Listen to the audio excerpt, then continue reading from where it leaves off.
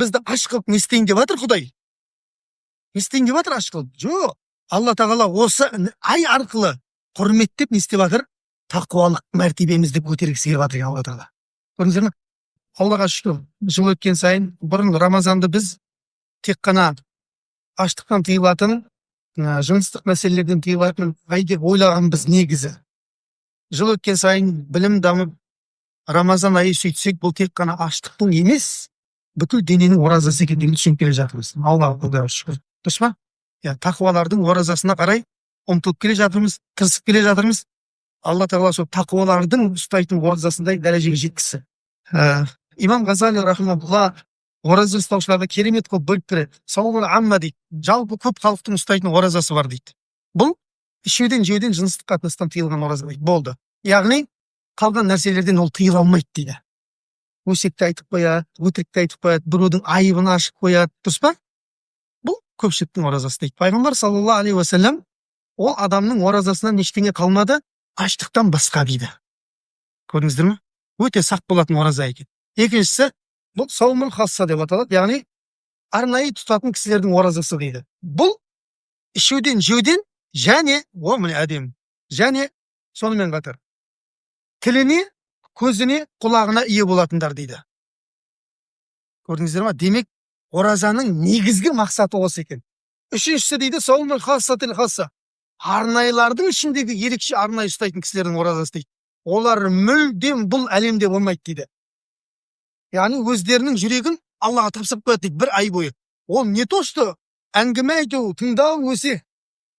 Ол бұл әлемде жоқ, сенімен сөйлесуге уақыты жоқ дейді оның. Көрдіңіз ба? Сенімен сөйлесу. Неге? Ол бар ықыласын сол айда түгелімен кімге береді дейді? Раббысына арнайды дейді, Құранға арнайды дейді ол адам. Сондықтан имам Бұхари, өзіміздің жерлестер ғой, Орта Азияда шыққан үлкен ғалымдардың біреуі. 90 рет бір Рамазанда хатым қылатын болған дейді. Бір Рамазанда 90 рет Құранды хатым қылатын болған дейді. Біздің Рамазандар бір хатымсыз өтіп кетіп жатыр кейде. Көрдіңіз бе? Сосын бізде әңгіме айтатын уақыт көп та. Ол кісілерде сөйлесуге уақыт болмаған. 90 рет Құран хатым қылатын адам не әңгіме айтады? Сөйлесетін уақыт жоқ. Таңертең біреу, түстен кейін біреу, түнде біреу хатым. Рамазанның руханиятын сезінген адамдар осылай ораза ұстайды дейді. Сол имамдарымыз ізгілер құсап, ораза ұстап шығуды Алла нәсіп етсін. Тілімізге, көзімізге, қолымызға, аяғымызға, жүрегімізге барлығына сақ болған күйде өзі оразаның мақсаты не еді өзі? Не еді оразаның мақсаты, Ердәулет? Алла тағала Құранда не дейді? Кутиба алейкумус сияму кама кутиба алалладина мин qablikum дейді. Сендерден бұрынғыларға парыз етілгендей, сендерге де ораза ұстау парыз етілді. Не үшін деген кезде не дейді? Лағаллакум таттақун дейді. Тақуалыққа жетулеріңіз үшін дейді. Қарасаңызшы. Оразаның мақсаты сізді Құдайды көріп тұр. Міне, тақуалығы арту арқылы Алланың махаббатына жеткізу екен. Бізді аш қылып не істейін деп жатыр Құдай? Не істейін деп жатыр аш қылып? Жоқ. Алла тағала осы ай арқылы құрметтеп не істеп жатыр? Тақуалық мәртебемізді көтергісі келіп жатыр Алла тағала. Көрдіңіздер ме? Бұл айдың руханиятын сезіну. Міне ертең уже келіп тұр Құдай қаласа. Әні міне дегенше келіп тұр. Аллаға мың да шүкір. Аман есен жеткені бар, жетпей қалғандар бар, кеше қайтыс болып кетіп жатқандар бар. Алла рахмын алсын. Жете алмай қалып жатыр біреулер. Алла тағала Рамазаннан Рамазанға жетсе білесіздер ғой, Рамазанның алғашқы күнінің оразасымен оның 11 ай бойы істеген күнәсін Алла кешіріп жібереді дейді пайғамбар саллаллаху алейхи уассалам. Әр 5 уақыт намаз өзінің арасындағы, әр жұма мен жұма өзінің арасындағы, Рамазан мен Рамазан өзінің арасындағы және умра мен умра кіші қажым өзінің арасындағы кіші күнәларды кешіріп, пендені тазалап тұрады дейді пайғамбар саллаллаху алейхи уассалам. Алғашқы күнімен-ақ біз оразада кешіріп келеді екенбіз. Енді жаңағы аяттағы тақуалыққа жетулерің үшін деген сөз тұр ғой, Бақара сүресінде. Сол тақуалар деген кім десек, қазір мына жерде мен тақуалар деген кім десем, бірнеше анықтама шығып кетейін деп тұр ше. Біреулер ойлайды екен, тақуа деген кім десе, ұзын мынадай шапан киіп, басында дәу сәлдесі бар, сосын аяғында мәсі қысы жазы шешпейді, азаннан кешке дейін намаз оқиды. Сол тақуа деп ойлайды екен. Жоқ, мен тақуа болуым үшін именно сондай болып жүруім керек екен деп ойлайды екен. Жоқ, қате ол. Тақуалық неде емес? Сырт пішінде болмайды тақуалық. Омардың заманында радиалlahu бір кісі сүмірейіп кетіп бара жатыр дейді былай. Ондай түрі салып алатындар бар ғой күшті, образға кіретіндер. Ана образға кіріп алған дейді жаңағы. Аман жоқ па, не болды десе, Құдайдан қорқам деп айтады дейді. Айналайын дейді. Құдайдан қорқу ондай болмайды деп айтады. Көрдіңіз ба? Өйтіп өзіңді Құдайдан қорқатын адам сияқты көрсетпей ақ қой өйтіп дейді. Ат-тақуа ха-хуна дейді. Тақуалық жүректе болады дейді. Көрдіңіз ба? Сіздің сыртқы бейнеңізде болмайды. Пайғамбар саллаллаху алейхи вассалам инналлаха ла янзуру иля аджсамикум ва ла иля суарикум дейді. Алла сіздердің дене бітімдеріңізге качок не качок қарамай тұрған дейді. Ва ла иля кескін келбетіңіз сымбатты екен, мынау сымбатсыз екен қарамайды дейді. Неге қарайды дейді? Ва лакин янзуру иля кулубикум дейді. Алла сіздердің жүректеріңізге қарайды дейді. Не бар екен? Ва амаликум дейді. Жүрегіңе қарағаннан кейін жүрегің нені растап береді дейді? Жүрегіңдегі нәрсені денең растап береді дейді. Көрдіңіз ба? Жүрегіңе және амалдарыңа қарайды дейді. Мына жерде не бар, сол шығады. Мына жерде не бар, сол шығады. Көрдіңіз ба? Демек тақуалықты қаққа тығу керек екен? Киімге тығу керек па? Жоқ, костюм шалбармен жүріп те тақуа болып жүруге болады. Әп-әдемі жылтырап жүріп тақуа болып жүруге болады. Қазір мына жерде имам Абу-Лайс Самарқанди тақуа адамдардың сипаттарын айтады қазір енді. Көбіміз мен өзім ұялдым енді. Көп адамды ұялдырады бұл кісі қазір. Өзі айтады бірақ. Егер де осы 7 сипатты айтам қазір мен дейді, тақуалардан көрген дейді, сізге тақуа адамдардың сипаты. Егер де осы 7 сипат сіздің бойыңызда болса, Құдайға мақтау айт дейді.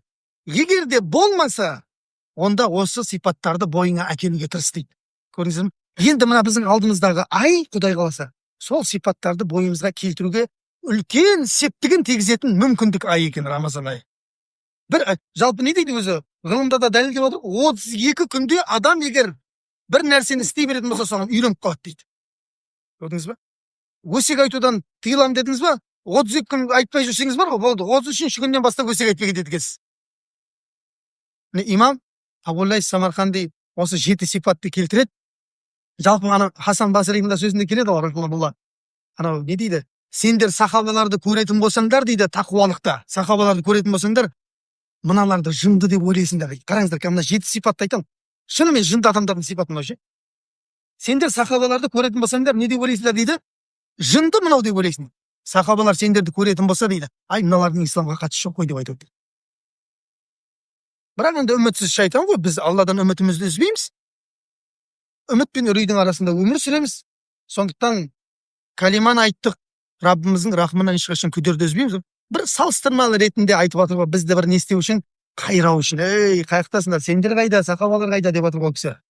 Енді уақыттың жеткенше тез жетеуіне тоқталып өтейік, мынау өйткені әрқайсысы бір сабақ қой. Ең біріншісі дейді, Алла тағаладан бұл тақуалықты бірінші түсіндіріп алайық. Тақуалық деген нәрсе жаңағы не екен демек? Тақуалық Құдай істе деген нәрсені істеу, істеме деген нәрсені істеме. Осы тақуалық. Жаңағы не емес екен? Дұрыс киім жақсы, әдемі. Кең киім бұл пайғамбарымыз саллаллаху алейхи вассалам сүннеттері. Бірақ не? Кең киімді киіп алып, аузына келгенде оттап жүретін болсаң, сол тақуалық бола ма? Болмайды.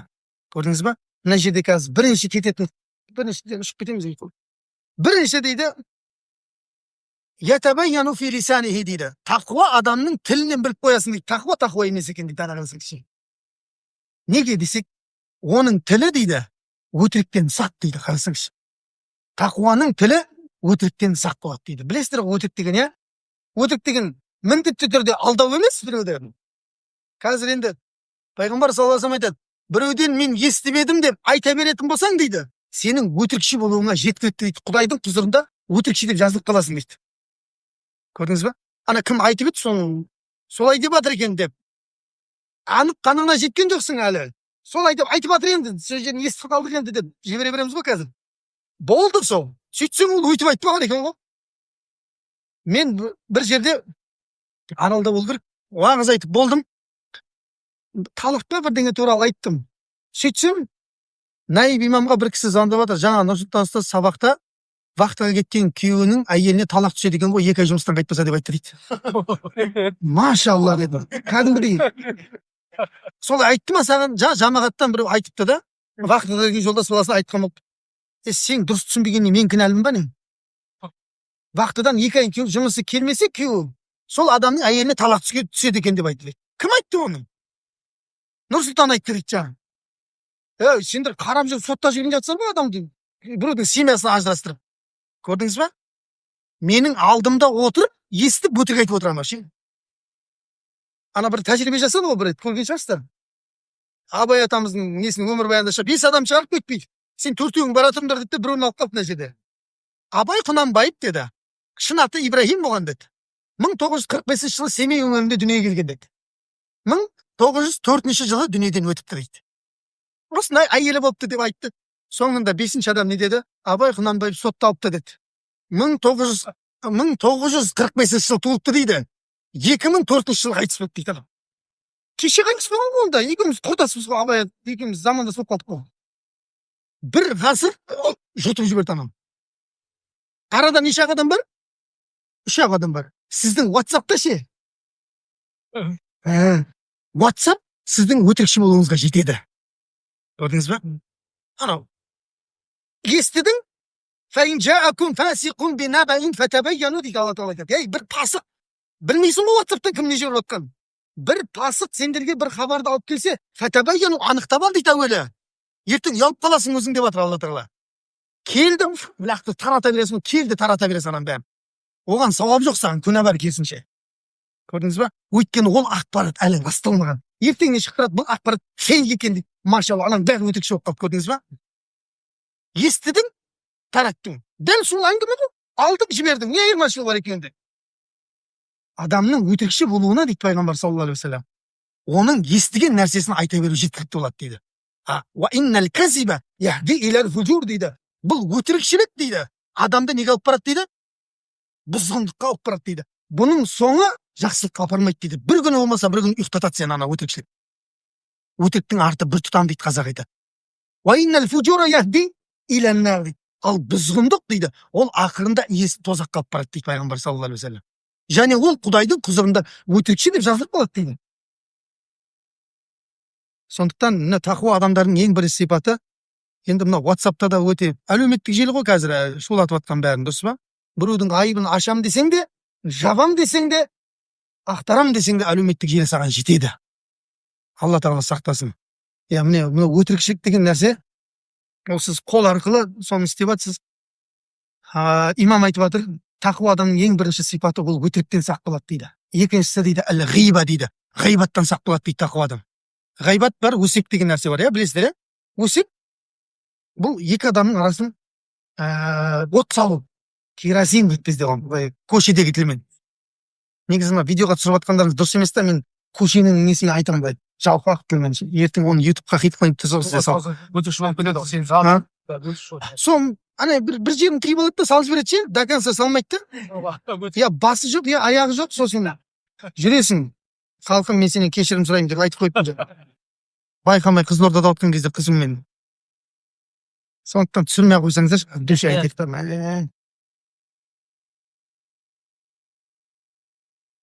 Не айтып отыр едім, жас келген сайын ұмытып қаламын. Керосин ба?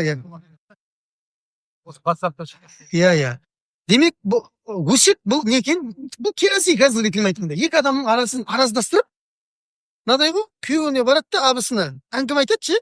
Әйелі, не айттым? Әйелі күйеуіне әңгіме айтады да. Оның ішінде қосылған өтіріктер бар. Күйеу келеді де бір шықсын, сол үшін жеткіліп кетеді ғой. Екеуі бір заводтан шыққан негізінде. Сөйтіп екі абысын, екі бауыр бір-бірімен қатыспайды, машалла. Міне өсек осы. Екі қауымды бір-бірімен не істеу? Ажырап тастау. Әдемі бір қисса да келеді ғой. Бір бай екен, құл сатып алады ғой. Құл базарға барады, құл сатып алады. Маған жұмыс істейтін құл берші дейді ана құл сататын адамға айтады. Жұмыс істейтін құл берші дейді. Сонда не дейді? Жұмысты мықты істейтін құл бар дейді. Бірақ аузы сәл нелеу дейді да. Әңгіме айтып қоя береді дейді ше. Білесіздер ғой барыңыз. Сонда анау аузын мен кесіп аламын, оның тілін дейді. Бер жұмыс істесе болды дейді, алып алады жаңағы құлды. Сөйтіп алам. Құлға не керек? Құлға азаттық керек. Құлға азаттықтан басқа ештеңе керек жоқ. Вахши Хамзаны өлтірді ғой азаттық үшін, дұрыс па? Вахши Хамзаны не үшін өлтірді? Асадулла, Алланың арыстанын өлтіріп тастады ғой Вахши. Не үшін? Азаттық үшін, бостандық үшін өлтірді. Бұған да сол керек азаттық. Сонымен ана үйге кіреді, сіңіседі, бір күн айтады, ай жеңеше, осы абайлашы сен, ағам неге барып жүр дейді да. Осы сенен не қылып жүрген сияқты айнып, бір қыздарға не қылып жүр дейді, ыңғайланып жүр. Бірақ мына мойыннан бір тал, егінен бір тал не алып берсең, сақал, байлап берем саған дейді. сенен басқа әйел затын ғашық болмайтын болып қалады дейді. Көрдіңіз ба? Сөйтеді де сол күні ағасына келіп айтады, қожайын ғой енді аға осы абайлашы дейді да. Сіздің мына жеңшеден бір жүрісті байқап жүрмін дейді. Көрдіңіз ба? Жеңшеден бір жүрісті байқап жүрмін. Сізден ертерек құтылып дейді. Бір не қылып бір таңдап жүрген кісісі бар сияқты дейді. Абайлашы, осы сен бүгін түнде өте қатты сақ болшы бірақ дейді да. Бұл бірдеңе істейін деп жүр дейді. Ұстараның заманы ғой. Жаңағы бәкен барталатын анау нелер бар ғой. Өзі не дейді? Патшалардың ең қорқатын адам бар дейді ғой. Кім дейді? Шаштараз дейді. Патша екі адамнан қатты қорқады дейді. Біреуі шаштараз дейді. Біреуі тамақ пісіретін адамнан дейді. Сол шаштараздың ұстарасын алып алады, көпшіктің астына салады. Күйеуі енді анау қорқып жатады ғой. Осы бірдеңе бөлді, семіп қалды жаңа әңгімеге. Сөйтіп бір көзін ашып жатса, әйелі келіп жайрап көпшіктің астынан ұстараны алып, сақалдың тұсынан бір сақалды кесіп алайын деп жатқан кезде көзін ашып қалады ғой. Көрдіңіз ба? Ана қылдың айтқаны рас болып қалды ғой дейді. Ұстараны алады да әйелін бауыздап тастайды анау ше. Әйелінің қайын жұрт бар ғой. Әйел жақ келеді де күйеу баланы бауыздап тастайды ғой. Екі орта соқсамыз деп бірнеше адам бауыздап қалады ше. Көрдіңіз ба? Бір адамның ортасына от салам деп екі қауымды бір-бірімен қырылдырып тастаған. Көрмейтіндей болып кеткен ана екі қауым. Сондықтан өсек деген нәрсе сақ болатын нәрсе. Қазір енді сондай болып барады, адамдардың арасына от салып, өзінің мүддесі үшін от салып қиратып қойып жатыр. Иншалла сен де қиратат ертең біреу от салып. Асықпа, жақын арада өзің де қирайсың Құдай қаласа. Көрдіңіз ба? Тыныш жүргенің абзал болады. Ақырын жүріп анықпас дейді. Еңбегің кетпес далаға дейді Абай ата. Көріп тастаған бұл кісі бәрін. Бәрін көріп тастаған. Не дейді? Және имам айтады, өтірік кетті, өсек кетті, тілін ғайбаттан сақтайды дейді. Ай жарық дейді. Мына екеуі ештеңе емес. Ғайбат қой бізде күшті қазір модада. Ғайбат деген не ол? Ғайбат бауырыңды ұнамайтын нәрсемен еске алу ғайбат. Ол жоқ кезде оның туралы әңгіме айтып айтсайсың, бықсытсайсың, болды. Бір норман жігіт еді, жаман қылып тастады анау келді. Бір қазақша айта салайын. Пайғамбар саллаллаху алейхи вассалам заманында бір әйел кісі пайғамбарымыздың үйіне келіп бір нәрселерді сұрайды. Сөйтеді шығып кетеді. Сонда Айша анамыз айтады, Алла несі, мына әйел мыртық екен дейді. Түсінікті ғой, мыртық. Қызылорда не деп айтады? Тапал деп айтамыз ба? Тапал деп айтады. Тапал екен дейді. Пайғамбар саллаллаху алейхи вассалам айтады, сен ана әйелді ғайбаттап тастадың дейді. Көрдіңіз ба? Ол әйел қазір сен тапалсың деп айтқан кезде еститін болса, ол ренжитін болса, ол ғайбат болады дейді. Көрдіңіз ба? Сонда Айша анамыз айтады, Алланың елшісі, мен оны ғайбаттаған жоқпын дейді. Бойындағы бар сипатты айтып жатырмын ғой дейді. Пайғамбар саллаллаху алейхи вассалам айтады, бойындағы бар сипатты айтуың ғайбат болады дейді. Жоқ сипатты айтуың жала болады, ол одан ауыр болады дейді. Қалқан құлақ, қазанбас, боққарын, оның барлығы егер ол естейтін болса, ренжейтін болса, ғайбат болады. Көрдіңіз ба? Sorry, спичка көп қойынды қазір атаулы. Соның барлығын өте сақ болу керек дейді мұсылман адам ғайбаттан. Неге имам ең бірінші тілді айтып жатыр? Неге ең бірінші тілді айтып жатыр имам? Басқа бәле тілден бар ғой, ол дүниеде бір бәле ғой. Ақыретте одан екі есе бәле болады екен. Пайғамбар саллаллаху алейхи вассалам заманында әйел кісі қайтыс болады, көрші білесіздер ғой, ойбай-ау, сахабалар қуанып кетеді, Аллаху акбар дейді. Неге? Сөйтсе күндіз ораза, түнімен тахажжуд намазын оқиды әйел. Кейбір күндері мынадай орындықта жіп тартып қойып оқиды дейді, аяғы талған кезде. Не деген намаз алу? Қазіргі кейбір мықтылар оқи алмайды өйтіп намазда. Сонда пайғамбар саллаллаху алейхи вассалам айтады, ол деген тозақтық болып қалды ғой дейді, несіне Аллаху акбар деп жатсыңдар. Қалайша андай амалмен тозақтық болса, біз қайда кеттік дейді сахабалар айтады. Пайғамбар саллаллаху алейхи вассалам айтады, істеген амалдарынан не ғайбыл дейді. Күндіз тілінен ешкім оның амандықта қалмаса дейді. Көршісін де, туысын да, бауырын да, ағайынын да тек жамандаудан, ғайбаттан тынбаған дейді пайғамбар саллаллаху алейхи вассалам. Көрдіңіз ба? Адамның істеген амалының барлығын жоқ болатын үш нәрсе бар, бауырлар. Ең біріншісі рия, адамдар айту үшін, көру үшін істеу. Екіншісіне ғайбат, өсек. Үшіншісіне көре алмаушылық па? Көре алмаушылық пен тіл дейді пайғамбар саллаллаху алейхи вассалам айтады. Не дейді? Көре алмаушылық пен тіл. Ағаш отты қалай жейді дейді.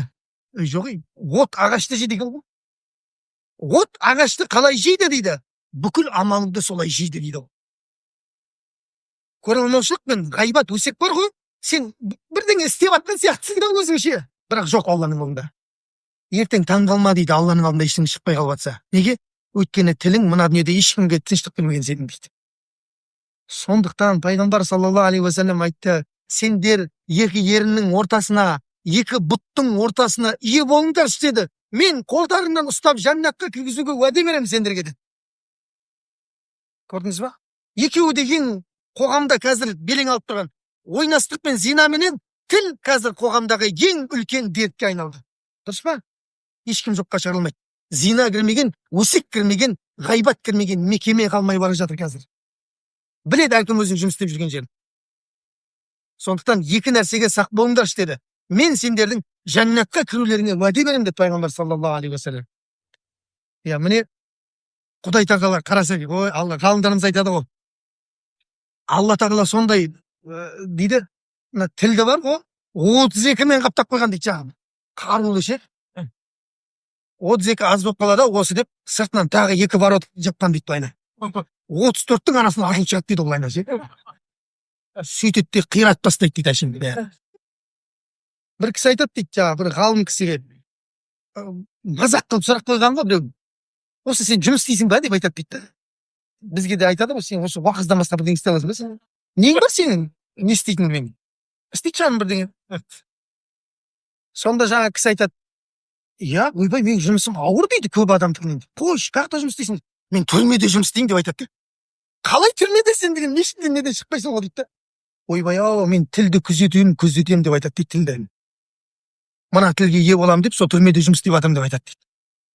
Көрдіңіз ба?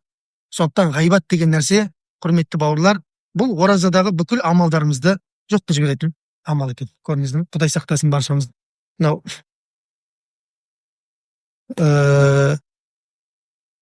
Ибрахим ибн Адхам деген үлкен ғалым ғой, әулие кісі. Білесіздер ғой, ғайбаттың үкімі Алла тағала Құранда бауырының етін мәйіт күйде жегенмен бірдей дейді. Мәйітке кіріп жүргендеріңіз бар ма іште? Мәйітке кіріп жүргендер бар ма? Мәйіт жуындыруға. Көрдік, білесіздер ғой, иісі қандай болады, не?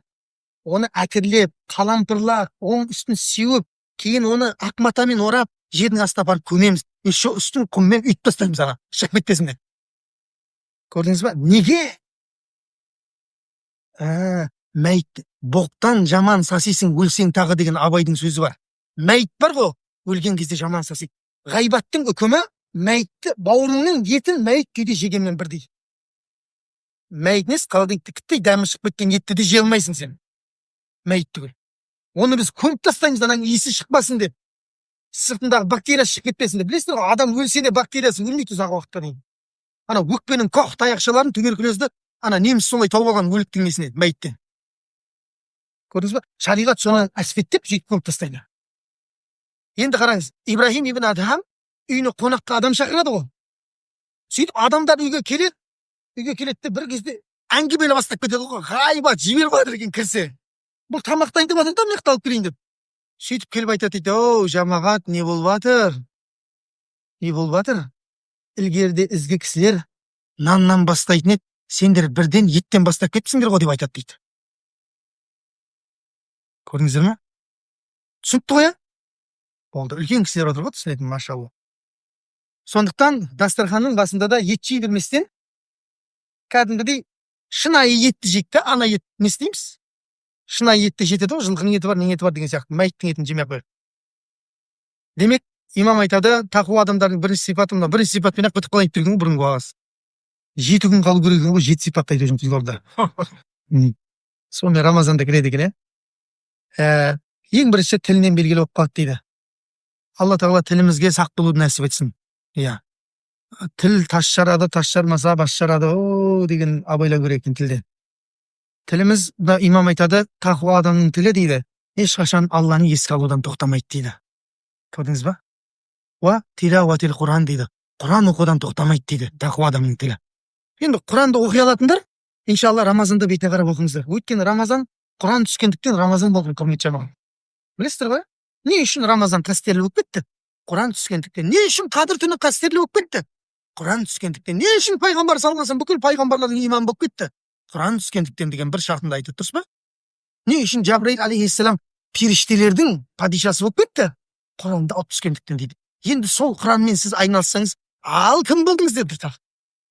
Көрдіңіз ба? Сол Құранды Рамазанда айналысатын болсақ, иншалла, енді 90 рет қылмай қояйық енді. Біреу биылға иншалла жарайды. Екеу қылам дегендер екеу қылсын, жақсы, келістік. Сол мінекей айтып жатыр, Құран Алланы еске алудан, Құран оқи алмайсыз ба? Онда пайғамбарға салауат айтыңыз. Бос әңгіме, әйтеуір кешке дейін уақыт өтсе болды екен деп, бір жігіт айтқандай, кейде уақыт өтпей қалады, ана үлкен братандарға барам дейді, баяғыда қалай жүріп едің деп айтам дейді. Анау айтады дейді, жас күннен бастап қалай жүрген ше. Соны тыңдап отқанда қалай ауызашар болған білмей қалам дейді ше. Машалла, міне. Зикрулла деген осы екен де, Алланы еске алу деген. Братанның өмірбаянын тыңдап жүрген автобиографиясы. Нең бар сен, одан да немен айналыссай. Салауат айт, пайғамбар оңайда тілге оңай ғой. Алланы субханалла, вальхамдулилля, ва ла иляха иллаллах, валлаху акбар деп айтшы. Жаннаттан бір талы кет дейді Алла тағала. Субханалла, вальхамдулилля, ва ла иляха иллаллах, валлаху акбар. Болды 4 сөз. Аузыңды босатпа содан. Әрбір сол 4-еуіне бір тал егіледі дейді жаннатта Ибрахим алейхиссалам. Пайғамбар салсам мираж кездескен кезде айтады. Және ол талдың көлеңкесін аттылы адам 100 жыл кесіп өтіп бітіре алмайды дейді. Ал ол оның иелігіне өтеді дейді. Үкімет 1 гектар жер береді саған талмен бау-бақшасымен десе, кеттің ғой. 1 гектарды ашын бір күнде айналып шығасың атпен. 100 жыл аттылы адам ананың көлеңкесін кесіп өте алмайды дейді. Раббымыз сондай нәрселерді дайындап атқанда, неге алмасқа тіл бас істеп тұрған кезде? Ва музакаратул илм дейді. Және тақуа адамның тілі ілімді қайталаудан тынбайды дейді. Үйден шықтыңыз ба, көршіңіз екеуіңіз анау жаңылып келатыр, мешітке тарауыққа келатсыз да, мысалы, ауыз ашып алдыңыз. Әңгіме айтқысы келіп келатыр ше, бүгінгі оқиғалардың бәрін. Соңғы саяси нелер жаңағы. Бірден айтыңыз да, бірден. Барғанша ілім қайталап тұрады. Дәреттің парызы нешеу деп қойыңыздар. Сұрақ. Дұрыс па? Нешеу дәреттің парызы? Дұрыс, 4-еу. Біріншіне бетті жуу.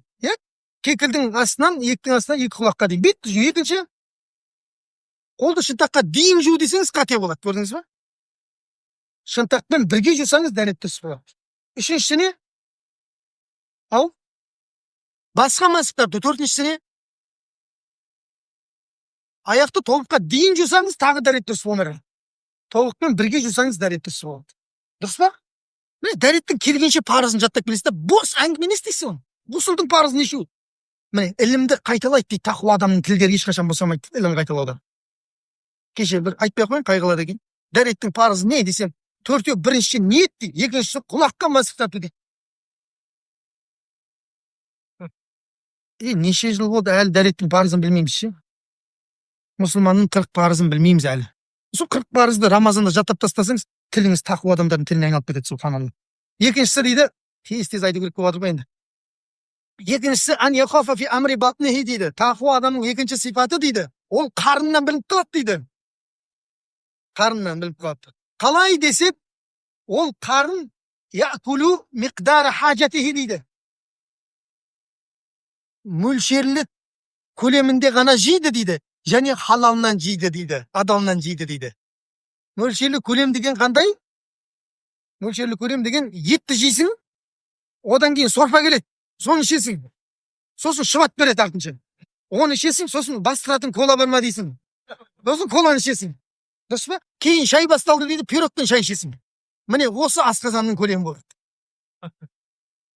Пайғамбар саллаллаху алейхи вассалам адамның асқазаны 3-ке бөлінеді дейді, дұрыс па? Біріншісі тамаққа, екіншісі суға, үшіншісі ауа. Ауа түгел суға орын жоқ ана жерде бар ғой. Анау деген тұншығып, бишара тіл берсең бар ғой, аямайын деп тұр ғой. Тұншығып өліп жатыр аяқта. Негізі ана ауа қалатын себебі анау жұмыс істеу үшін оңай болады екен ғой. Ауа жоқ, гідік деп мына жаққа шығады, гідік деп мына жаққа шығады, қайта. Қиналады анау ше. Көрдіңіз ба? Оны жемейін десең тығады, кейбір жерде аузына алсатады дейді. Жақсы, ол да пайғамбарымыз саллаллаху алейхи вассалам сүннеттерінде келген амал ғой, тамақтың ысырап болмау жайында. Бірақ мұсылман адам не дейді? Пайғамбар саллаллаху алейхи вассалам қарны шығып тұрған адамдарды сапта тұрған кезде немен ұрып кететін болған? Шыбықпен, мисуакпен ұрып кететін болған. Осының дұрыс болмады ғой деп. Өкінішке орай қазір әлемде қарын шығарудан жақсы болып жатыр. Ол бастық болып кетсе, вообще үлкендеу болу керек екен ол. Шарты сондай екен да, көрдіңіз ба? Алла сақтасын. Пайғамбар саллаллаху алейхи вассалам жақсы көрмеген оны. Көрдіңіз ба? Демек, ода жақсы көрмегенде жақсылық жоқ онда. Асқазан үшке бөлінді, жақсы үшке бөлінген. Енді кейде әркім, бір кісі оңып жатыр дейді тамақты. Аға, мынау үштен бірі қалай болды десе, үндеме, әркімнің өзінің үштен бірі бар деп айтады. Мен объем үлкен деп айтады. Соқсап, асқазанды бөлу керек. Бізде жаңа бейшара бір ғалым айтқан екен. Егер асқазанның орнына өзің жұмыс істейтін болсаң дейді, 3 күннен кейін жұмыстан шығып кетесің дейді. Сәресі деп айтады дейді. Сәресіде тамақ жеп отырсаң, талқан жеп ал, кешке дейін қарның ашпайды деп айтады дейді. Өзі тойып тұрған асқазан үстіне талқанды бастырып қоясың дейді ана. Кешке дейін. Ана бейшара кешке дейін жұмыс істейді дейді, асқазан бар ғой. Сөйтіп кешкісін енді күттай демалайыншы деген кезде Аллаху акбар деп шамға азан шақырып жатыр дейді. Ауызашар деп айтады дейді. Ауызашарға барсаң, палау, ет, сорпа, оны тығасың дейді. Сөйтіп мына жерге кезде рүкуққа келген кезде ол атылып кетесіз дейді. Рүкуқты ұзартпа деп айтады дейді имамға ше.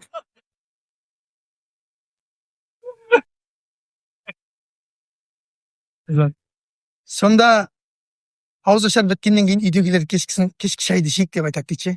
Ана асқазан енді демалайын деп жатқан ғой бейшара. Сөйтсе кешкі сау деп айтады. Сол кешкі сайды пересің дейді үйдегілермен ше.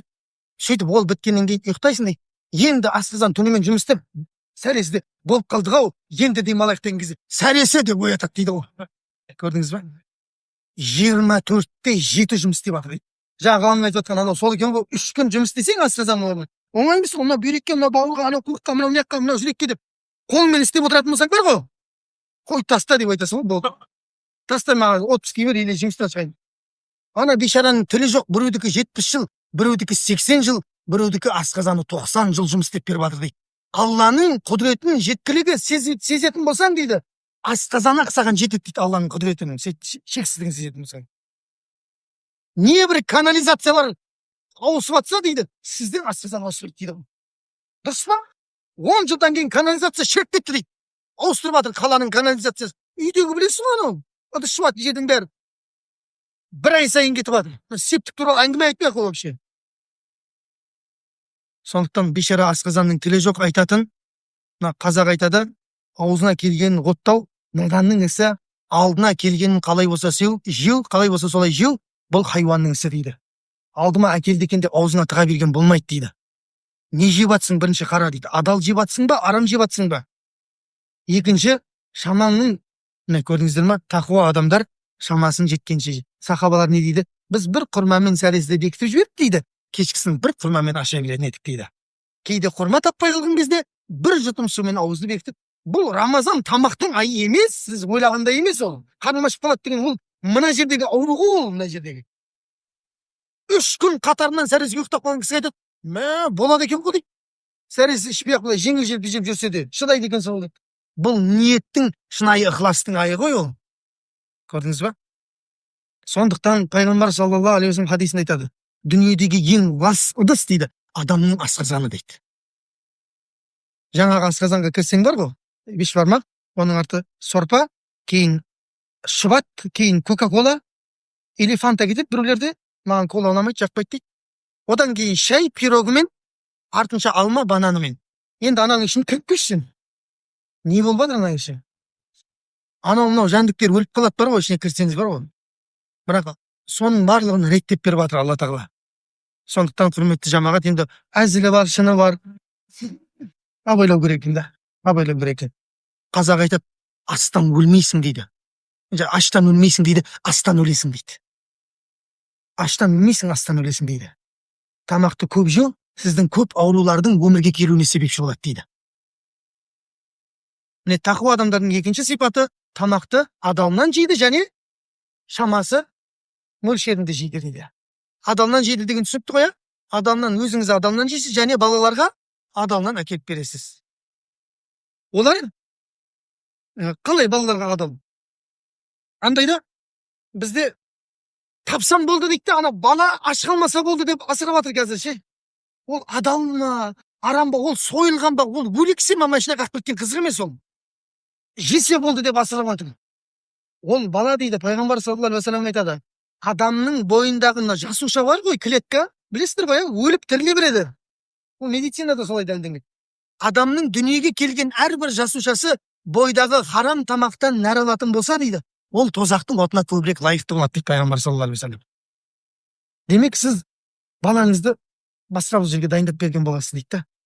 Адалынан көп табу міндетті емес, құрметті жамағат. Адалынан табу міндетті. Bir күні харамға тойып жеп келіп ертең сені артыңнан бір теуіп қарттар үйіне жіберіп жатса таң қалма дейді.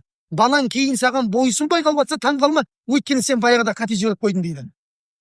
Оған әкелетін тамағың адал болған жоқ дейді. Ұра бер. Ешкім білмейді, ұра бер болмайды. Парадан әкеліп беріп жатсыз ба? Кетті, ол да харам болады. Көрдіңіз ба? Біреудің ақысынан жеп, таразыдан 200 грамм, 100 грамм, 50 граммнан ұрып жатсыз ба? Ол да сол болады иншалла. Көрдіңіз ба? Алла аз нәрсеге болса да береке беріп қояды, құрметті жамағат. 70 мыңмен өмір сүріп жатқан адамдар бар, барлығы жетімді. 700 мыңмен өмір сүріп жатқан адамдар бар, ештеңе жетпейді оған. Көрдіңіз ба? Алла берекетін алып тастаса, өмір бақи жүгірсең де жетпейді. Неге? Өйткені хараммен табатын болсаң, ол жетпейді саған. Тақуа адамдар дейді, неден тауып жатқандығын және қаншалықты мөлшерде жеп жатқанын тамамынан біледі дейді. Екінші сипат. Үшінші сипаты дейді, уақыт болса айтарсыздар, иншалла. Үшінші сипаты дейді, бұл ан яхафа фи амри басарихи дейді. Көздің мәселесінде Құдайдан қорқу керек дейді тақуадан. Тақуалардың сипаты көзде қорқады дейді. Көздің мәселесінде деген не десе, сотқа жетеді дейді. Қазір бізге мұна үлкен сынақ болып тұр ғой. Сотқа үлкен сынақ болып тұр. Ішінде іздеген нәрсеңді табасың. Біреудің әуретін көрем десең, әуретін көресіз. Көрмеймін десең, көрмейсіз. Көрдіңіз ба? Кім қандайға пайдаланып жатыр? Алла және өзі біледі. Сосын Google дисплейді Америкада. Көздің мәселесінде Құдайды Алла Құранда не дейді? Алла көздердің қиянатын біледі дейді. Очки киіп алып, біреудің фигурасына қарап келе жатсаң да Алла біледі сені. Қап-қара матрицаң очкиін киіп алсаң да, Алла сенің көзіңнің кімге қарап келе жатқанын біледі дейді. Кімнің әуретіне, кімнің қай жеріне қарап келе жатқанын да Алла жақсы біледі дейді. Көздің мәселесінде Алладан қорқу керек дейді. Анас ибн Малик деген сахаба бар, орадағылар білесіздер ғой? Анас ибн Малик Осман ибн Аффан деген халифаның заманында жиналысқа келе жатады, жиналысқа. Сөйтіп базардың ортасымен өте қойшы деп базардың ортасымен өтіп бара жатса, бір сынақ қой субханалла. Алдында жел тұра қалды да базардың ішінде алдындағы әйелдің етегі санына дейін көтеріліп кетті дейді. Ана алдындағы әйел ғой көзі түсіп кетті да. Қалтырап қалды дейді Анас ибн Малик. Сөйтіп жиналысқа барып отырып дейді. Өзінде жоқ, көріп тұр ана. Осман ибн Аффан көріп тұр, өзінде емес ана, қалтырап отыр ше. Сонда айтады дейді, Анас, кешегі нұрың бүгін жүзіңнен кетіп қалыпты деп айтады дейді әурелік бабымыз. Кешегі нұрың бүгін жүзіңнен кетіп қалыпты. Қақтан біліп қойды ол. Адам әйелдің әуретіне, біреудің харам жеріне қарайтын болса, Алла оның жүзіндегі нұрды алып тастайды дейді. Имам Шафиғи сонымен қоса нені алып тастайды дейді? Есте сақтау қабілетіңді де алып тастайды дейді. Жатты кірмей, қақтан кіреді? Қарап атқан андай болатын болса. Имам Шафиғиді білесіңдер ғой? Кітапты бір ашқан кезде бір бетті бір оқып жаттайтын болған Имам Шафиғи. Сөйтеді 2-3 күн бойы жаттай алмай қалады ана кітапты бар ғой. Сондай Алла оған нығмет берген Имам Шафиғи. Ұстазына барады, Уаких деген. Ұстазына барып айтады, ұстаз дейді, мен жаттай алмай қалдым, 2-3 күн болды дейді. Кадрды айналдыр дейді, ұстаз айтады. 2-3 күнге артқа айналдыр дейді, не істедің дейді. Ох дейді, мен көшеде кетіп бара кезде бір әйелдің балтырына ұзақ қарап қалыппын дейді. Болды дейді, тастай сал дейді оқуды. Тоқтата тұр, истиғфарға отыр деп айтады дейді. Аллаға жақсылап тәубе қылып ал дейді. Сосын жалғар. 2-3 күн бойы истиғфарда отырды да кейін істеді дейді. Қайтадан кітап ашса, баяғы қабілеті қайтадан оралған дейді. Көрдіңіз ба? Сондықтан мына көздің мәселесі, бұл көздің қиянаты осының бәрі соңын келеді. Ол жіберу. Ол тақуалардың көзіне жатпайды дейді. Пайғамбар саллаллаху алейхи ва саллям білесіздер ғой, ана бір сахабаның оқиғасына келіп, Алланың есігін неге айтпадың, біз басын бір рат нетіп қойған кезде не дейді? Алла есігін неге ұзақ тұрып қалдың деген кезде, сендер жаңа мен тапсырған істі орындай ма деген, орындамадыңдар ғой дейді да. Сонда сахаба айтады, Хаббаб ибн Мунзир деген сахаба керек. Алланың есігін көзбен бүйтіп беріп жібермедің ба дейді да. Өлтіріп жібереді еді дейді да. Сонда пайғамбар саллаллаху алейхи ва саллям пайғамбарлардың көзі қиянатқа бармайды деп айтты дейді. Көрдіңіз ба? Сондықтан көздің мәселесінде Құдайдан адам не істеу керек? Қорқу керек екен. Тақуалар көзіне ие болады дейді. Тақуа адамдардың үшінші сипаты. Төртінші сипаты дейді, ан яхафа фи амри ядихи дейді. Қолдың мәселесінде Құдайдан қорқады дейді. Көрдіңіз ба? Қолын қаяққа жұмсап жатыр? Қолы не нәрсеге кетіп жатыр? Соған мән беріп отырады дейді тақуа адамдар. Братан, өзіміз ғой қол қойып жібере берсейші, иә. Қол қойып жібердің бе, братан, өзіміз ғой деп кетті, сенің қолың тақуалардың қолынан шығып кетті, болды. Свои қол қойып жібере бер. Кетті. Сол қол қойған қол бар ғой, кете береді, тақуалардың қолынан шығып қалады. Көрдіңіз ба? Бұл қолдар ертең қазір ғой бізге бүйтіп тұрған, бағынышты болып тұрған. Ертең сатып кетеді бәрін. Қолың да, аяғың да сатып кетеді. Алла Тағала Құранда не дейді? Уанахтиму аля афуахихим дейді. Ауыздары сайрап, Құдай мен бүйттім, Алла мен сүйттім деп, Алланың азабын көрген кезде бар ғой, сайрайды дейді, мына тіл бар ғой, қызыл тілше. Сонда Алла не дейді? Ауыздарына печаттарды ұрамыз дейді оларды, көрдіңіз ба? Мөрді ұрамыз дейді Алла Тағала.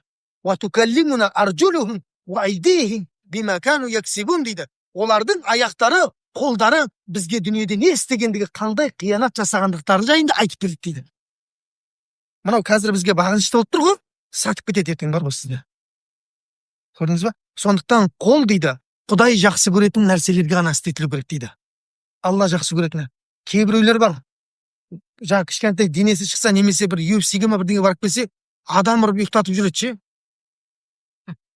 О, болмайды. Дұрыс, сенің қуатты болғаның жақсы. Өзің үшін қайырлы, отбасың, отаның үшін қайырлы, дұрыс. Пайғамбар саллаллаху алейхи вассалам қуатты мұсылман әлсіз мұсылманнан қайырлы болады, жақсы. Бірақ сен күшіңнің бәрін кім болса соны көрсетуге болмайды шығар енді. Бір жолда, жаңа бір жігіт айтқандай, жолдас боламыз екеуміз адам ұрып ұйықтатудан жарысатын едік дейді. Кім бір ұрып ұйықтатса, сол бір жәшік нені қояды дейді. Ұйықтата алмай қалса, бір блок Кока-кола қояды дейді. Сол үшін біз ұрамыз дейді, Кока-кола үшін ше. Кім кездесіп бір сөзден іліп қала ма, бір ұрамыз дейді, анау құлау керек дейді. Құламаса не болады дейді? Бір блок төлеуің керек дейді, анжеде ақша. Не? Біреудің жағын айып тастадың, мысалға, не болды? Ана балықшының оқиғасында білесіздер ғой, не болған? Тым жақсы балық сатып тұрған адамды келді де, балығыңды бер, мен тегін аламын дейді. Анау жаңа денесі дәу да здоровый. Алғанда бұл бала шағаның нәпақасы ғой, сен ақшасын ал деген кезде не? Ақша жоқ дейді анау. Бересің ба, бермесең, ал балам дейді, тап. Қой, мен бере алмайын деген кезде, мә саған дейді, анам бір ұйықтап тастайды. Көрдіңіз ба? Сөйтеді де балықты алып, свежий еще балық анау, салып өлшетіп алған ғой. Свежий балықты алып кетіп барады дейді, саспай. Сонда кетіп бара жатқан кезде ана салапындағы балық бармағын тістеп алған дейді анам. Көрдіңіз ба? Бармағын тістеп алды дейді, үйіне барып балықты жеп алды дейді, жақсылап. Ана бармақ түнімен солқылдады дейді, азанда тұрса гангрена алып қалған дейді. Іріңдеп кеткен бармақ. Ой байлатып, ауруханаға апарсам, мына кеспесе ірің кетіп қалған дейді былай. Кесіп тастайды, кес, ойбай, ана заң керек қой, кес. Қолынадай болып қалған. Үйіне қайта 4-5 күннен кейін мына жаққа өтіп кеткен ірің. Сөйтіп білекке дейін ана ауруханаға барса, білектен кесеміз дейді, кеспесең кетіп қалады мына қарап. Кес, ойбай, білек жоқ, былай болып қалған. Үйіне барып бір аптадан кейін қараса, анау солқылдатып жатқызбай, ойбайлатады дейді. Сөйтсе ірің мына қарай өтіп кетті дейді, білектен бері қарай. Ауруханаға барсам, мына нені шынтақтың тұсынан кеспесек, мынау үлгере алмай қалмадық дейді. Шынтақтың тұсынан кесіп тастаған дейді. 2 аптаның ішінде не болды? Жаңағы адам базарда ойбайлап жүр дейді, адамдар қолың бар кезде қолыңның қадірін біл деп жылап жүр дейді базардың ішінде. Бір етікші шақырып бір кел аман шығып па, не болды? Ойбай, бір балық тістеп осындай болып қалды дейді. Қол мынадай іріңдеп кетіп жатыр. Ойбай, сен ананы ақысыз алып кеттің. Барда не істе дейді? Барда кешірім сұрап, бөлшектеліп өлесің дейді анау. Бөлшектеліп өлесің дейді. Көрдіңіз ба? Сөйтіп баяғы балықшыға келсе, ана балықшы балық алайық деп тұр дейді әлі. Балықшы, мен танисың ба деп, жоқ, танымадым дейді. Бір 2-3 апта бұрын білесің ба, бір балығыңды алып кетіп едім. Сен ба дейді, ұйқыдан тұрсам балығың жоқ дейді жаңағы.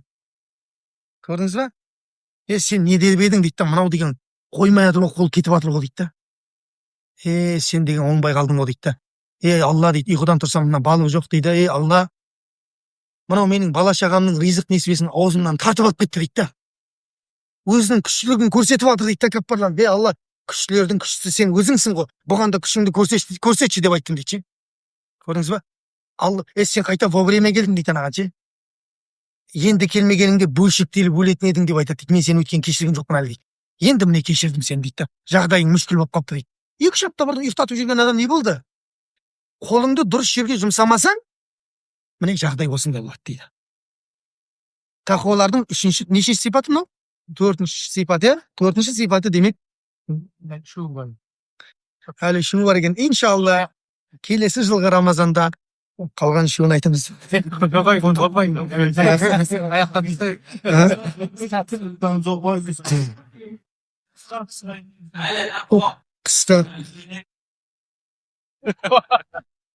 Қысқа айтсақ не болып қалады ғой? Мейлі ол. Нешіншіне келдік? Бесіншісіне келдік. Ан яхафа фи амри қадамайхи дейді. Аяқтың мәселесінде Алладан қорқады дейді ол кісілер. Көрдіңіз ба? Аяғының қаяққа барып жүргеніне есеп беріп жүреді дейді. Білесіздер ме? Аяқтың қаяққа барып жүрген. Сен аяғыңна харамға қарай кетіп бара жатыр ма? Бүйдейді, кеше бір жерде айтатсам. Сонда не, Нұреке, карта сызуға барсақ та сондай бола ма дейді да? Иә, ақшаға карта сызуға барсаң да сондай болады. Нарды сызуға барсаң да сондай болады, иншалла. Құдай істеме деген нәрселерді істеуге сызуға бара жатсаң, сондай болады аяғы. Сол нәрсеңе куәлік береді. Ол аяғың сенің ізгі жерлерге қарай бір жүретін болса, онда әңгіме басқа тақуалардың аяғына айналады дейді. 70-80 жыл аяғына есеп беріп жүрген адамдар бар екен. Орва ибн Зубайр деген табиғин болған. Аяғымна тізесіне дейін гангрена болған кезде не дейді? Медиктер келіп айтады: ұстаз дейді, біз саған бірдеңені ескертейік, сен құлайсың дейді, аяғыңды кесіп аламыз дейді. Қой, болмайды дейді. Онда аяғыңа жағайық мазға бірдеңе жан кетіретін. Сол кезде кесіп аламыз, сен білмей қаласың дейді. Ой, болмайды дейді дейді. Қалай қыламыз енді, біз медицинаның бүкіл нәрсесін айтып болдық деген кезде, мен қазір намаз оқимын дейді. Намаз оққан кезде ішіне кірді-ау деген кезде, кілт еткен кезде аяқты кесіңдер дейді. Сонда жайлап аяғын кесті дейді намазға кірген кезде. Етін бірінші терісін кесті, кейін етін тілді, содан кейін темір аралайтын ара бар ғой баяғы есі. Сондай сияқты сүйегін аралады дейді. Аяғынан қан аттылаған кезде киізді күйдік жабыстырды дейді аяғынан. Есінен танып құлады, есін жинаған кезде аяғын алып кетті дейді, көгеріп кеткен дейді аяғы. Сонда аяғына айтып отқан әңгімесін қарасай, аяғына есеп беріп жүрген адам әңгімесі ғой. Аяқ дейді, ертең маған қарама қарсы сөйлеп жүрме сен деп айтады дейді. Аяғына сөйлесіп от дейді. Мен сенімен ешқашан харам жерге барған жоқпын деп айтады дейді. Тіпті мен адамдардың өкшесінде көрген жоқпын деп айтады дейді. Өкшесінде көрген жоқпын деген не ол? Айтшы сендердің. Көрдіңіздер ме? Әулиелер араларыңызда отыр. Бірінші саптан ешқашан қалмағанмын дейді. Екінші сапта тұрсаң біреудің өкшесін көріп қоясың ғой. Көрдіңіз бе? Ешқашан мен бірінші саптан үзілген жоқпын деп айтады дейді. Өзінің аяғына есеп беріп жүрген 70 жыл бойы адамдар өзінің аяғын қаққа барып жүрген біледі дейді. Сондықтан аяқтың мәселесінде егер фи маъсиятилля Аллаға қарсы шығатын жерлерге қарай кетіп бара жатса дейді, онда аяғыңды тоқтат дейді. Ертең аяғың сатып кетеді дейді сен Алланың алдына барған кезде. Тақуа адамдар өзінің аяғының қаяққа бара жатқанын. Алтыншы сипаты дейді, бұл не? Бұл жүректің мәселесінде Алладан қорқу дейді. Жүректің мәселесі деген кезде енді бұл жерде шайын деп тұр баратыздан. Жүрек неге? Тәкаппарлық, менмендік, өзімшілдік, көре алмаушылық, бықсып жатыр ананың іші бар ғой, тек шоқ жетпей тұр, атылып кетейін деп жатыр, ше. Көрдіңіз ба? Не бар тағы? Дұшпандық, жек көрушілік бір-бірінің ара. Жүрегің соған толса дейді. Абайла жүрегіңді тазалап ал дейді. Пайғамбар саллаллаху алейхи ва саллям Анасқа айтады: Анас дейді, жүрегіңде мұсылмандарға деген ешқандай не болмасын дейді. Кек, ыза, өшпендік, дұшпандық болмасын дейді. Шамаң жетсе таңертең кешке жүрегіңді тазала. Бұл менің ең ұлы сүннетім дейді пайғамбар саллаллаху алейхи ва саллям.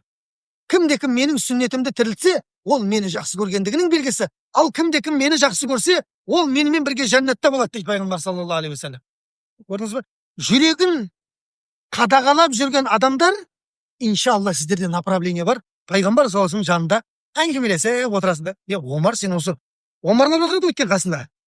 Осы қалай сен хижрет еттің деп біреулер мазалайды Омарды хижреті деген.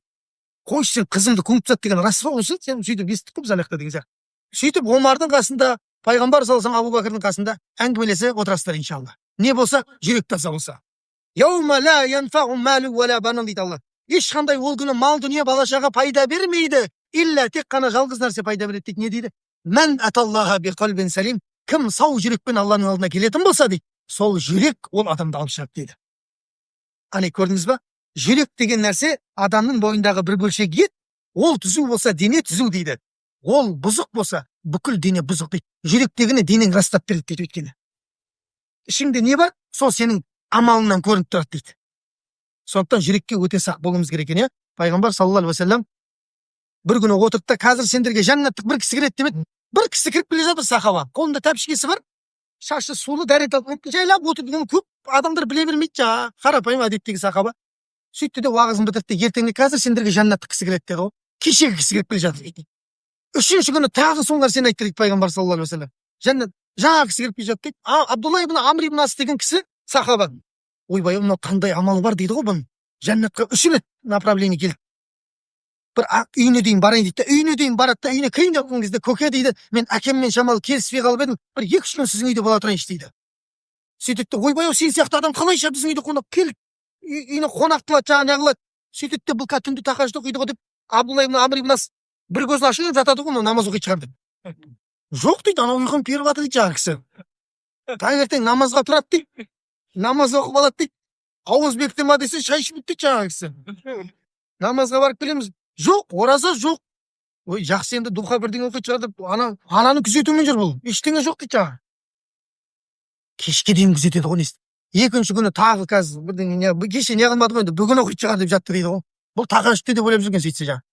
Сөйтсе жаңағы кешкісін намаздан кейін келіп тағы да ұйықтайды дейді ғой жаңағы. Таңертең оянады дейді намаздың уақытында. 2 күн ұйықтамаған ғой анау ше, Абдулла ибн Амр. Енді бүгін соңғы күн көрейік дейді ғой. 3-ші күні дәл сол нәрсе ғой, жаңағы амал жоқ та артық.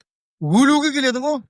Сонымен келеді де айтады, көке дейді, мен негізі әкеммен бәрі жақсы дейді да. Просто пайғамбар саллаллаху алейхи вассалам 3 күн бойы жәннатқа кісі кіреді деген кезде сіз кіріп келдіңіз дейді да. Сол бір қандай амал бар екенін көрейінші деп келіп едім. Ештеңе көре алмай жатырмын дейді. Көрдің ба? Ештеңе жоқ менде дейді. Көрдіңіз ба? Енді мен біреуді нәпіл нәрседен таяйын деп жатқан жоқпын. Нәпілдерден де абзал болған нәрсе бар бірақ. Ішің мына жер толып қалған болса бар ғой, нәпілің сенің қиын онда. Жүрегің таза, мына жаңағы дерттерден таза болатын болса, иншалла онда жақсы. Сонда не дейді? Мен дейді, ештеңе жоқ менде дейді. Мен тек қана кешкісін жатарда бәрін кешіріп жатам деп айтады дейді. Мені ренжіткендер бар, өзім ренжіп қалғандар бар. Тапты, сосын әдемі ұйықтайды екен ғой, көрдіңіз ба? Ауылда бір братан айтады, таң атқанша сәкіде ұйықтай алмаймын дейді, ана жолдас баланы көре алмай ше. Түнімен ұйықтатпайды екен, оны көре алмаушы. Ауру ғой, ауру. Маған ештеңе істеген жоқ дейді, просто көтеріп барады дейді. Соны ұйықтай алмаймын дейді, кешке дейін жатып. Таңға дейін ұйықтай алмаймын дейді. Аны көре алмайтын таза жүректер әдемі ұйықтайды екен да. Соқсап жаңағы пайғамбар салсам оның несін айтып тұр дейді, жүрегін айтып тұр екен ғой. Міне 6-шы нәрсе, бұл жүрекке сақ болу керек. 7-ші нәрсе, сонымен тоқтатайық. Бұл ықыласқа сақ болу дейді. Тақуа адамдар амалдарын істейін деп жатқан кезде дейді, не үшін істейін деп жатқанына мән беріп тұрады дейді. Кім үшін, не үшін істейін деп жатыр, соған қарайды дейді. Адамдар айту үшін істейін деп жатсаң дейді, онда қайтадан қайтта ниетіңді туралап ал дейді. Али радиаллаху анху дейді, мен ешқашан соғыстан шаршаған жоқпын дейді. Ниетімді туралаумен ақ шаршап біттім дейді. Соғыстың ішінде Али күшті қиратады деген ана әңгімелерді естіген кезде адам сондай ғой қасқа. Қиратады деген сайын қиратасыз, бояғыш деген сайын сақалын бояп жібереді ғой бізде. Көрдіңіз ба? Сол нәрсемен ақ соғыстың ішінде ниеттен ақ шаршадым дейді. Соғыстан шаршаған жоқпын дейді мен ешқашан. Ана бір сахабаның өмірінде келеді ғой. Қиратып кетсе бетіне тфу деп бір түкіріп жібереді дейді да. Деп айналып өтіп кетеді жан қасына. Сөйтіп кейін сұраса дейді, мен тым жақсы Алла үшін соғысып жатсам дейді, алдымнан түкіріп жіберіп, нәпсім үшін ұрайын деп жатырмын дейді ананы. Сөйттім де, соғыстың ішінде ниеттен арпалысып жүру, біз айдалада мешітке келе жатып ниеттен айырылып қала бересің. Дұрыс па? Не үшін, кім үшін істейін жатқанын білмей қала бересің. Алла ықыласты құлдарынан қылсын баршаларымызды. Алла тағала мына 7 сипат, біріншісі не дедік?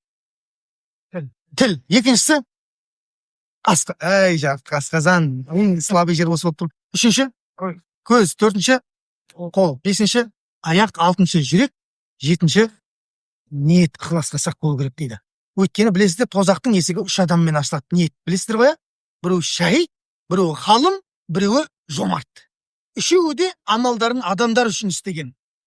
Адамдардан кім үшін істедің, соған бар дейді Алла тағала. О кімге барады, ол уақытта ешкім таппайды ғой. Онда бетін сүйреп апарып тозаққа тастаңдар. Үшеуі тозақтың есігін ашып береді дейді пайғамбар саллаллаху алейхи вассалам. Үшеуі де мұсылман бірақ. Көрдіңіздер ме? Бірақ ниеттері кім үшін болған? Адамдар айту үшін. Жомарт осы, ой, осы бір атанға шағуа тапсырсаң істейді деп айту үшін істеген да. Көрдіңіз ба? Анау жүр жаңағы, мені ғалым, қари, ойбай, дауысы әдемі деп айту үшін. Мынау жүр қатты соқсат, ойбай, төбелескен кезде алдына соперник шақ келмейді деп айту үшін. Үшеуі де өзінікін алды дейді. Алла тағала сақтасын. Алла тағала Құран кәрімде инна лил муттақина мафаза, міне тақуалар үшін дайындалған ұлы жеңіс мекені бар дейді. Я? Хадаиқа ва аънаба дейді. Бау бақшалар менен жүзім бақтар бар дейді Алла тағала. Ана жүзім бақта, бүйтіп жүзімге қарайсың дейді. Қаласаң болды аузына сап етіп түсіп тұрады дейді. Қызыл десең қызыл, көк десең көк жүзім. Білесіздер ғой? Құш ұшып бара жатқан құстың өзін қаласаң қуырылып алдыңа түсіп жатады жәннатта. ақылға тура келмейді, бірақ Алла адамның көзі бұрын көрмеген, ақылы бұрын оны танып білмеген нәрселерді дайындаған тақуалар үшін. وحدائق وأعنابا وكواعب أترابا дейді. Әйел кісілер бар ма төменде? Айта берейін. وكواعب أترابا дейді. Қос анары толықсыған хор қыздарын Алла дайындап қойған дейді жәннатта. Енді өзара еркектердің арасында айта берейік. Қос анары түсінікті ғой, иә?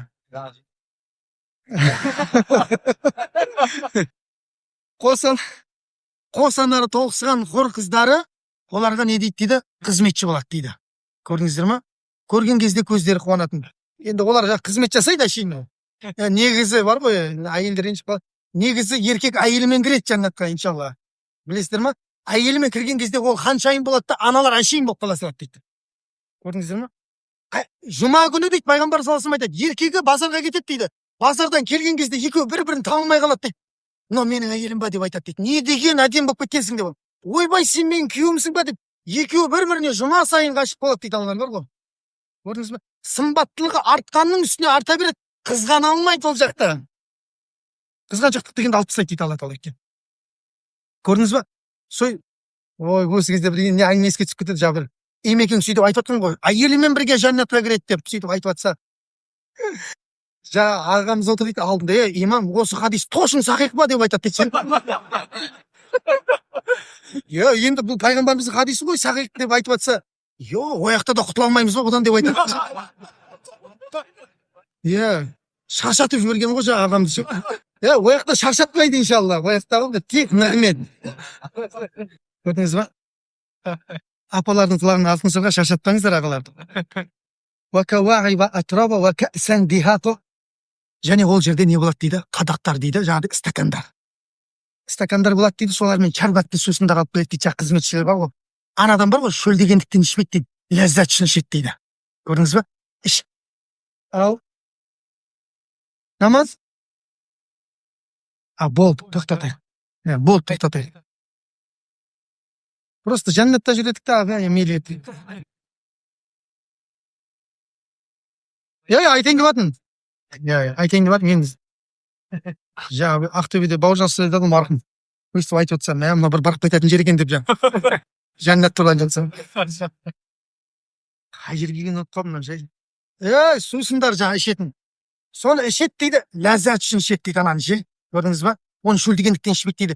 Не дейді? Ішкен кезде хитамуху миск дейді. Ананы ішеді ғой, деп кекірген кезде бар ғой, әтір шығады дейді аузынан. Көрдіңіз ба? Әтір шығады дейді. Бір барат айтады, мә қойшы дейді, біз мияқта ішкен кезде құсамыз ғой дейді. Жоқ, құстырмайды дейді, әтір шығады дейді. Жарысатындар, осыған жарысыңдар дейді Алла тағала айтады, көрдіңіз ба? Ол басқа аятта бар. Аяттың ар жағы не еді құдасы?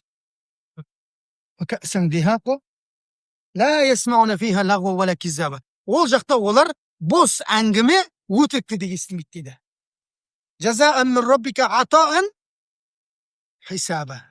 Міне, Раббыңның дайындаған сондай несі дейді, тақуалар үшін нығметі, олар оны қанағаттандырады дейді, ана қарасаңызшы.